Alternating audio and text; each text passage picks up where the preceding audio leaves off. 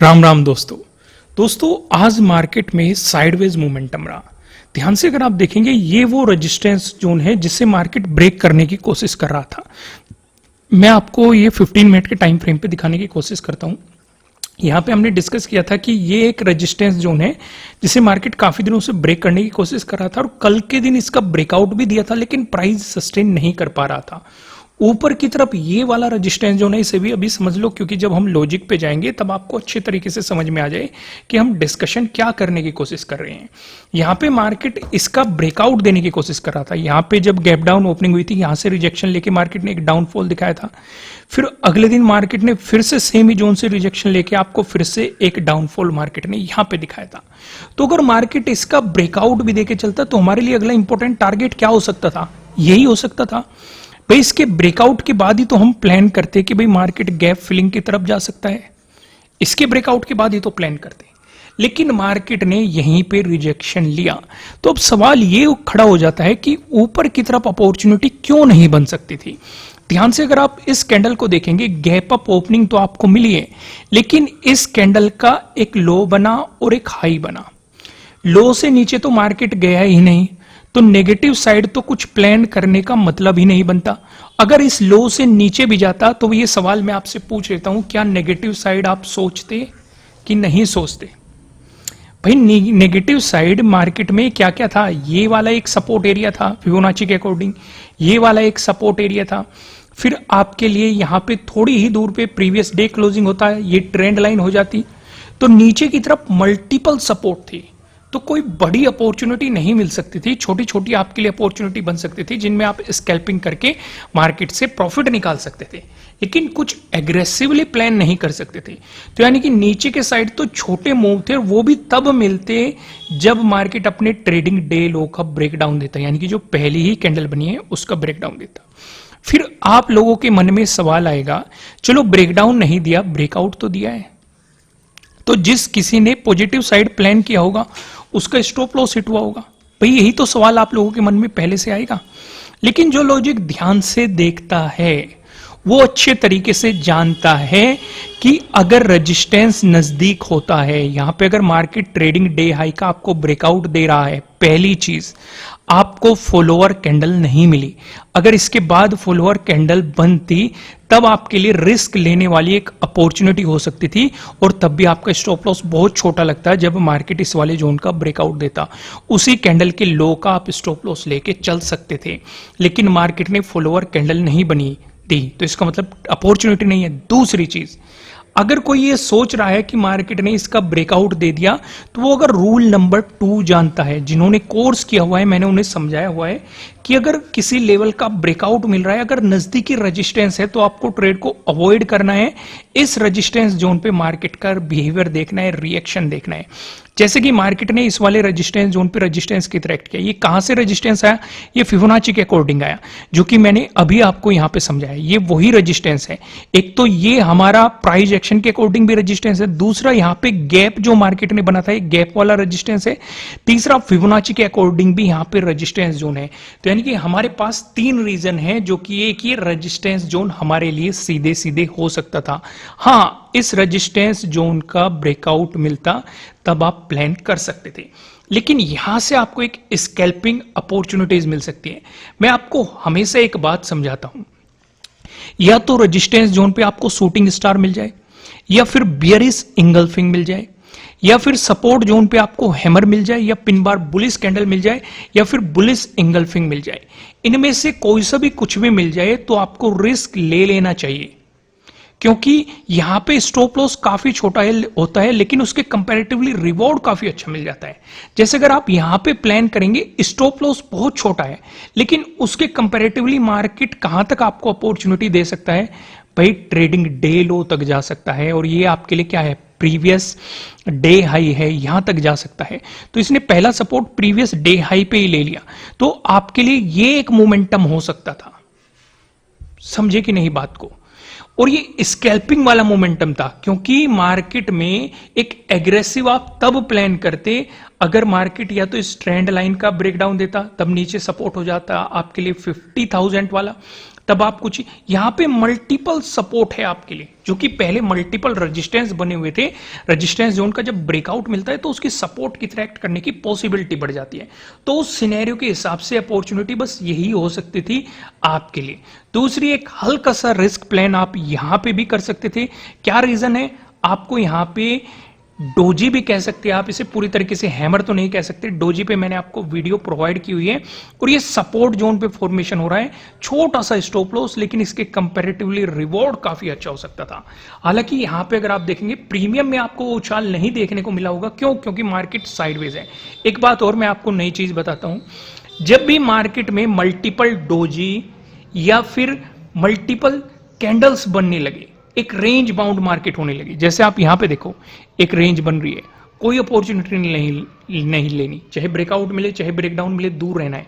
जैसे यहां पे आप देखेंगे अपर वीक, लोअर वीक, यानी कि मार्केट ही कंफ्यूज है। बायर्स चाह रहे हैं कि ऊपर जाए, सेलर्स चाह रहे हैं कि नीचे जाए, तो उस वजह से वो बेहतर प्रीमियम में उछाल नहीं मिलता है। तो इसीलिए इनको पहचानने का सिंपल सा एक तरीका होता है। अगर आपने कोई ट्रेड प्लान किया, अगर आप स्कैल्पिंग कर रहे हैं, तो आपको आगे की 2 से 3 कैंडल देखनी है। अगर मोमेंटम मिल रहा है तो सही है, आप स्टॉप लॉस ट्रेल कर सकते हैं, या फिर इन 2-3 मोमेंटम में स्कैल्पिंग में बहुत बेहतरीन अपॉर्चुनिटी मिल जाती है, उसी के अकॉर्डिंग आप प्लान कर सकते हैं। लेकिन अगर इन कैंडल में मोमेंटम नहीं है तो आपको वहीं से ही एग्जिट कर देना चाहिए, या तो वो साइडवेज जाएगा, तब आपके किसी काम का नहीं है। अगर एक भी कैंडल ने रिवर्स मार दिया तो आपके पूरे प्रीमियम को खा जाएगा। तो इसलिए ऐसी चीज को अवॉइड कर देना चाहिए। फिर अगर आप देखेंगे ये पूरा मार्केट पहली ही कैंडल के अंदर घूमा है, तो ऐसे मार्केट में कोई अपॉर्चुनिटी नहीं होती। तो आइए डिस्कशन करते हैं कि नेक्स्ट डे के लिए, यानी कि मंडे के लिए, हम किस तरीके से चीजों को प्लान कर सकते हैं और किस तरीके से हमें मार्केट को देखना चाहिए।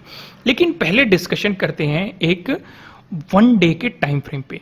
दोस्तों मैं आपको एक बात और बता दूं, इस 15 अगस्त की खुशी में 75% का ऑफ कर दिया गया है आपकी स्पेशल डिमांड पे। नीचे डिस्क्रिप्शन में आपको एप्लीकेशन का लिंक मिल जाएगा। अगर आप मेरे सेटअप और स्ट्रेटेजी सीखना चाहते हैं तो आप इस ऑफर का फायदा उठा सकते हैं, इन छुट्टियों का भी फायदा उठा सकते हैं, और इस ऑफर को फिर उसके बाद हम खत्म कर देंगे। तो नीचे डिस्क्रिप्शन में आपको लिंक मिल जाएगा, जाइए अपनी लर्निंग को स्ट्रॉन्ग कीजिए। तो यहां पे हम क्या देख रहे हैं, मार्केट ने इस जोन से रिजेक्शन ले रहा है बार बार। अगर इसका ब्रेकआउट दिया, आपके लिए अगला इंपॉर्टेंट रेजिस्टेंस क्या रहेगा, 51,000 राउंड लेवल। इसका ब्रेकआउट दिया तो मार्केट कहीं ना कहीं गैप फिलिंग के लिए जाएगा। फिर अगर 51,000 से प्राइस ऊपर सस्टेन करने लग गया तो कहीं ना कहीं मार्केट स्ट्रॉन्ग हो सकता है। अगर एक रुकावट बनी मार्केट के लिए, ये ट्रेंड लाइन बन सकती है। अगर इस ट्रेंड लाइन का भी ब्रेकआउट मिल जाए, फिर मार्केट उसी रेंज में चला जाएगा जिस रेंज का हम पहले से डिस्कशन कर रहे थे। मार्केट ने एक रेंज का फॉर्मेशन कर रखा था ना, आपने ये याद हो, अगर आपने पहले से सब्सक्राइब किया हुआ है तो 52,000 और 53,000 का हमने डिटेल में भर भर के डिस्कशन किया है, अगर आपने प्रीवियस वीडियोस फॉलो किए। जब दोबारा से मार्केट यहां पे जाएगा, फिर से हम इन्हें डिस्कस करेंगे कि किस तरीके से आपकी अप्रोच होनी चाहिए, क्योंकि यहां पे मार्केट ने बड़े बड़े रिजेक्शन दिखाए हैं जहां से हमें सेलर्स हावी होते हुए साफ साफ दिखाई दिए हैं, और पहले स्ट्रॉन्ग सपोर्ट दिखाया है, बार बार मार्केट को बाउंस कराया है, यानी कि बायस चाह रहे थे कि मार्केट ऊपर है। इसका डिस्कशन हम तभी करेंगे जब मार्केट यहां पे जाएगा। आइए पहले हम यहां पे 15 मिनट के टाइम फ्रेम पे आते हैं और कुछ चीजें ऑब्जर्व करते हैं। ध्यान से नोटिस करना, पहले प्राइस एक्शन समझते हैं, उसके बाद मैं आपको पिवट पॉइंट की मदद से समझाऊंगा कि आपको किन सिनेरियोज को फोकस करना चाहिए। अब ध्यान से देखो, ये रेजिस्टेंस था, यहीं पे आज भी रेजिस्टेंस बन गया, और यहीं पे आपका प्रीवियस डे हाई भी बन गया, और यहीं पे आपका गैप वाला भी रेजिस्टेंस है, जो गैप डाउन ओपनिंग हुई है वो भी रेजिस्टेंस यही है। यानी कि इन सारी चीजों को अगर हम कंबाइन कर दें तो उस हिसाब से हमारे लिए एक इंपॉर्टेंट लेवल हो जाता है। यानी कि अगर हम पॉजिटिव मोमेंटम मार्केट में चाहते हैं तो हमें इस जोन का ब्रेकआउट होना थोड़ा कंपलसरी हो जाता है। इतनी मोटी सी बात हम सभी की समझ में आ गई, जो कि साफ साफ दिखाई भी दे रहा है।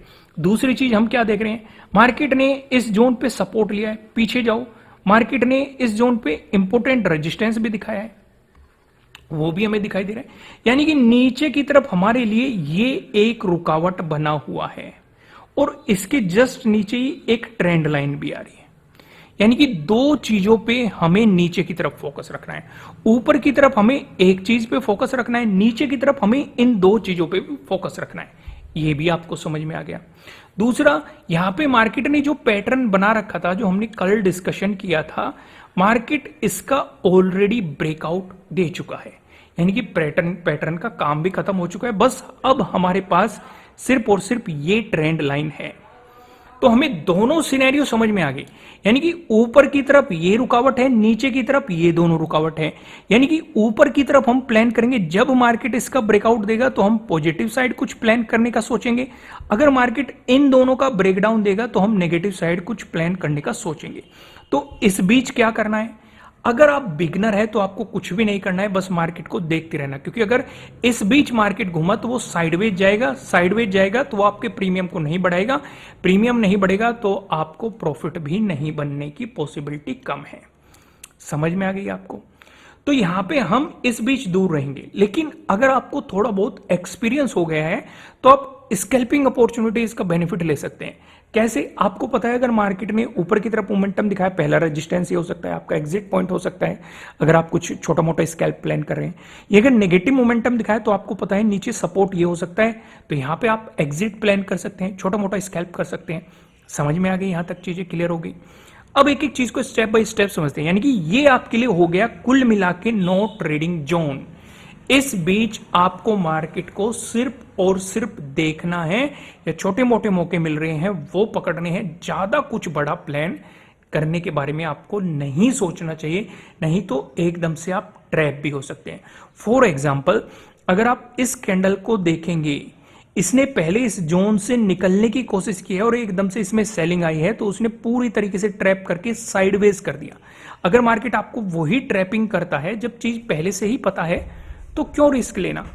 तो अगर मार्केट फ्लैट ओपन होकर आपको पॉजिटिव मोमेंटम दिखाता है, तो जैसे कि मैंने आपको बता दिया, आपको इंतजार करना है प्रीवियस डे हाई के ब्रेकआउट का। अगर आपको प्रीवियस डे हाई का ब्रेकआउट मिल जाता है तो मार्केट आपको इस रेंज का भी ब्रेकआउट दे देगा, यानी कि जो रेजिस्टेंस बना हुआ था उसका भी आपको ब्रेकआउट मिल जाएगा। फिर आपके लिए अगला इंपॉर्टेंट रेजिस्टेंस हो सकता है 51,000 के अराउंड, जो कि एक राउंड लेवल भी है। इसका ब्रेकआउट मिला तो मार्केट गैप फिलिंग की तरफ पूरी तरीके से जाएगा, या पूरे गैप को फिल करने की मार्केट कोशिश करेगा। पिवट पॉइंट के अकॉर्डिंग भी देखेंगे हम, आप बेफिक्र रहिए, लेकिन पहले सिर्फ और सिर्फ इस सिनेरियो को समझिए।